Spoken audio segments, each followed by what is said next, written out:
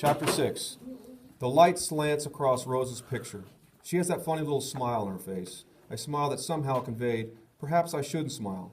Perhaps you think it's inappropriate to smile, but I'll smile anyway. Her smile was an act of defiance all her own. The picture is marked December 1942. I was 15 then.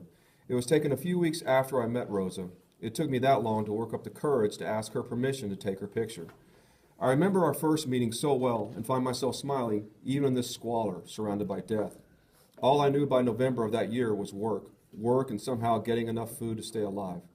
The earlier years in Frankfurt, which we thought so awful then, seemed like a glorious dream. Mother and father tried everything to balance our diet so we wouldn't get scurvy or beriberi or any other disease brought on by lack of vitamins. We also had to worry about tuberculosis, typhoid, typhus, and spotted fever. Typhus was spread by lice, and lice were everywhere in the ghetto. It was impossible not to have lice. The question was how many. Keeping clean was just as important in avoiding disease as eating. Every night before going to bed, Mother would insist that we each go through our clothes and clean the lice from them. They congregated in the seams. We could crush the lice and then make sure that we killed the eggs too. There was no water for baths, so we could wash only in the sink. Also, we either had very little soap, which we used for dishes, or no soap at all. If we didn't kill the lice every night, they would multiply horribly. One evening, as Father and Mother and I were delousing our clothes, and I was sitting in only my underwear, Erica burst into the room with a friend. She was so excited about introducing her new friend that at first she didn't notice what we were doing. Fortunately, Father still had his pants on, Mother her slip. I, who am naturally very white-skinned, was beet red in about 2 seconds flat. Mama, Papa, Daniel, I have a friend you just have to meet, Erica babbled. We work together at the factory, and she has started a youth group, and she says I can attend even though I'm younger than everyone else. Well, I don't think I'd ever heard Erica say so much all at once in her entire life. Still, that wasn't my main concern at the moment.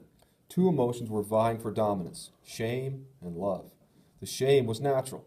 Not many 15-year-olds like to be caught in their underwear picking lice out of their clothes. Love, well, that I can't explain. She was actually a little funny looking. She had bright red hair and pale skin with freckles and bright blue eyes and rather thin lips. But she was smiling. She was beaming. She was delighted to meet us. She shook all our hands, including mine, as if what she was witnessing were the most natural thing in the world. And then, speaking in German, she said to me, I used to watch monkeys at the zoo do this and think it was very funny. Maybe God is watching us and thinks this is funny too. She was still smiling, and yet I couldn't tell whether she was joking or not. I'm sorry, she said. I've come at a bad time, but it was so nice to meet you all. Erica, please do bring your brother to the meeting. And she was gone. I sat there staring after her for so long that I came out of my trance only when it registered that everyone was laughing at me.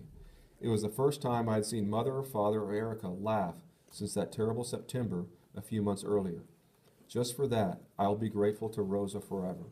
In fact, they couldn't stop laughing. Mother was crying, she laughed so hard. I don't see what is so funny, I objected. Erica brings home a friend and humiliates us, and all you can do is laugh? That set them off again. The more indignant I became, the harder they laughed. I didn't join in. I pretended to concentrate on the lice, but all I could think of was Rosa. Very casually, after they had finally calmed down, I said to Erica, when is this meeting Rosa mentioned? I might want to go. And that started them all up again.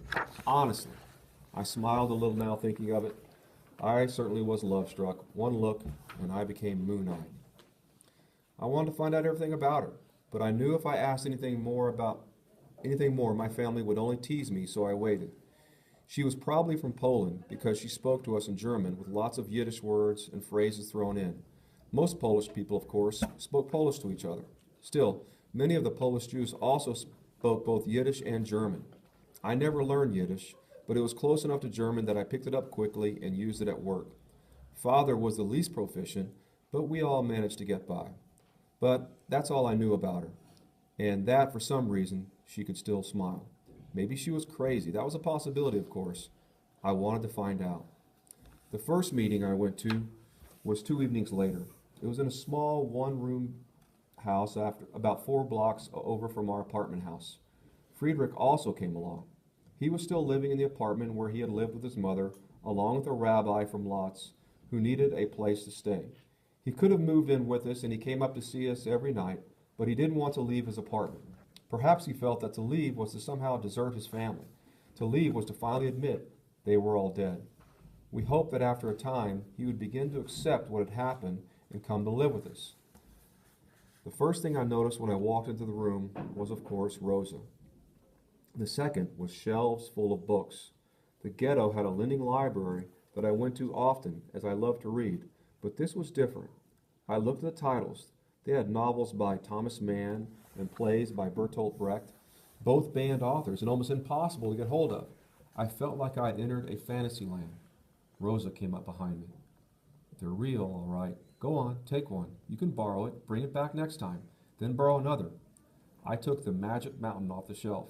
Rosa grinned. I think you'll like it. Although any mention of food is a painful reminder, it's hard to imagine, isn't it? She continued, that somewhere in the world people are going about their lives, eating, sleeping, laughing, crying. She paused and looked right into my eyes.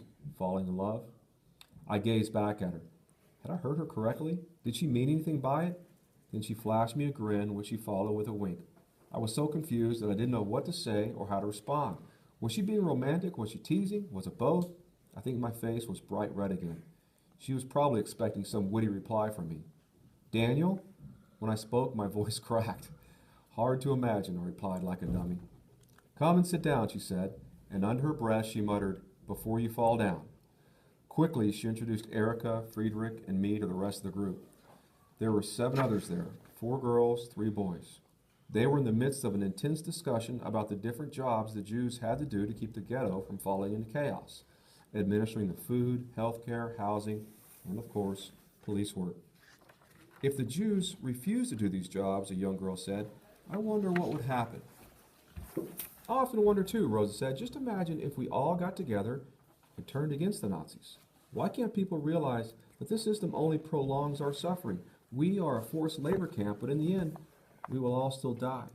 In the meantime, we will have helped the Germans. Look at all the uniforms and equipment we are making for the German war machine. And then I heard Erica's voice. I couldn't believe that she would speak up in this group of strangers. But maybe, if we can hold out long enough, the war will end before they have a chance to kill us. At that, everyone fell silent for a moment, because Erica had expressed the central principle that kept the ghetto going, kept all of us in the struggle when it would have been easier to give up. The principle was hope. Hope, Rosa said angrily. Hope is our enemy. We should give up hope, grab their guns, fight, and die proudly. Only a person who is full of hope could say such a thing, I said softly. She turned her head and looked at me, looked me right in the eye. Again, I could feel my face burning. Then she winked at me and said, I suppose we all hoped for certain things, Daniel, but I don't think you should admit that it is you. I don't think you should admit what it is you hope for. Everyone in the room burst out laughing at that. Was it her mission in life to embarrass me? And yet, I'd gladly let her do it over and over as long as she was noticing me. It was moments like that which made you want to stay alive at any cost.